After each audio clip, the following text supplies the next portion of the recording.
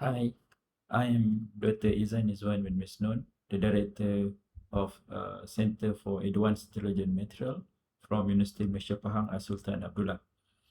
So for today, I would like to give some point of view regarding the discussion that I have been made with the student from KTC, Tengku Kursia College, regarding their work or the project on the development of pineapple fiber rope coated with organosilane as a biodegradable fishing net. So on the first scope, when I look to the needs of it, where in every year basis there is a lot of fishing net that been swum away by the ocean. Not only fishing net, but also the household plastic that goes to the marine or the aquatic environment. So the ghost net actually is really little.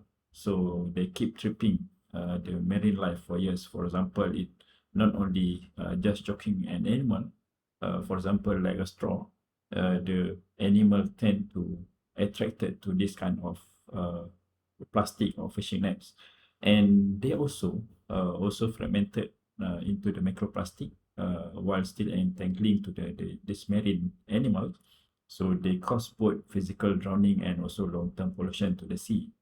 And one lost net, the fishing net, for example, can kill thousands of animals, for example, for dolphin, the turtle, the fish, and it's give or needs to enhance on how the net to be taken care. So both of the ghost net and also the plastic or household is a silent serial killer to the animal in the sea.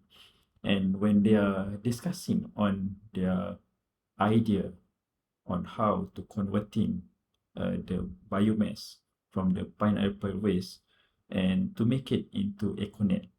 So the first thing when I thought about it is that it's a brilliant circular economy thinking where the student would like to solve two problems in my thought. The first one is the agriculture waste where we do have or we do produce pineapple and the leaf is one of the byproduct. So they want to cater this by agriculture waste into a new or waste to wealth concept into a new thing that can be reused. And also they want to tackle the issue regarding the pollution of fish gear. And second thought that come into my mind was I a bit worried about the durability and the biodegradation timing. But then the idea of coating the hydrophilic fiber may enhance the durability and degradation.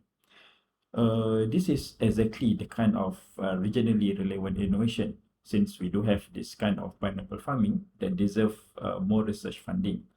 Given the time taken by the student, I do believe this is a good work. It still required enhancement, and to to have the proof of concept, it will not take a short time. They still require some time to prove that their product is going to be useful and last longer.